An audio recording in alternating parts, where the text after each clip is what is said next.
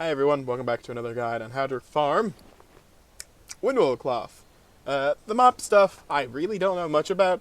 Like I said, I focused on the earlier expansions first, because the newer players probably never really went there, but now it's BFA, and I think mop is old enough for me to make a guide on what I used to do to farm this stuff, or what I still do to farm this stuff when I have to craft stuff from it.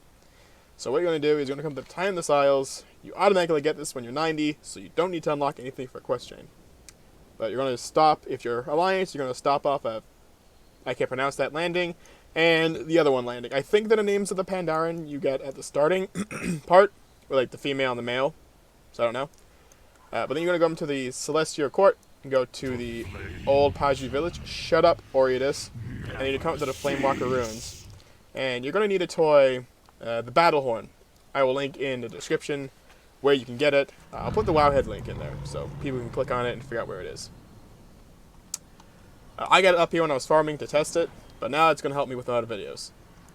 So what you're going to do is you're going to pull the guards on any mount you want. I'm on my little Mr. Pandaria stuff, but still. You're going to pull them, and then you go over here. And right over here, you're going to use the Battle Horn. Because this pulls a lot of enemies in an AoE. Drop your taunt totem if you're a monk. And kill them. Sometimes the cloth isn't really that high, and sometimes it's extremely high. And when the Battle Horn's on cooldown, you put your taunt totem in a small group of enemies. And then you're going to taunt the rest of them towards your totem. And once your totem's off cooldown, you change where the totem is, and these should aggro to the new totem. Then you can just pile them up and clean them down.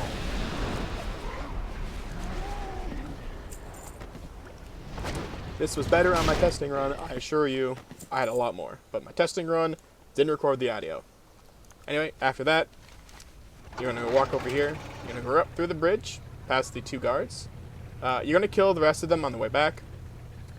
But on the way back, you're going to go and, well, on the way forward, I should say, you're going to go and up to the Flamewalkers, the Blazing Way, and go and hit the big camp that's up there next to the big bonfire. Hence why this should be off cooldown by the time you get there.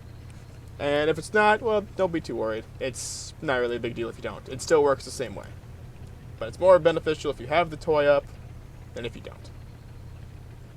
Note that it does not work on levels over 100 or not native to Pandaria. So it's limited just to being in Pandaria. But by the time we get up here, it should be almost on cooldown, and waiting a few seconds will be very easy to do. If you can't, put a taunt totem in the fire pit, or next to it, and manually taunt these things. Go over here and blow the horn.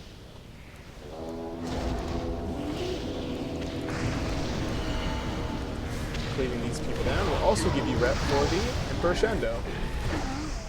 So if you're having trouble farming rep for him, then a rep for there. See, 18. This is more fruitful than the one back there, but has a longer respawn time. And that's what you do up here. If you want to know how you get back to start fairly easily, wait for my aggro to go away. And once I'm able to mount, I'll show you. Let's mount up. And you drive over here. As you see, there's a slope going down, and that slope is basically what you're going to do. You're going to hit this one, this one, and this one. Now you're on the bottom, and you should be able to go back towards the Flamewalker's ruins. You also have the toad spawn that's over there. That's going to be for a video for later on how to farm the currency on the tokens. But that's how I farm windwool cloth. I have a bunch of them on me at the moment. That's from a couple hours of farming. That, and you also get some nice Spirits of Harmony, which you can convert into them as well, or the transmutes for a Sky Golem, which I'm planning on doing. If you're on Moonguard and you would like a Sky Golem built, I do have both the Living Steel Transmute on my Shaman and the Energy Condenser things on my Death Knight. So if you want a Sky Golem and you have the mats on hand and you don't mind waiting a month, I'll make you one for a small fee. But it's not going to be that expensive, trust me. A lot less than auction house price. That's only if you're on Moonguard, and that's only if I like you. I'm kidding.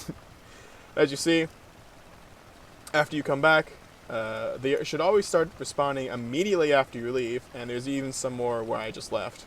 So if you want to just go again, you can walk up here, sound the horn, and they should all pull to you.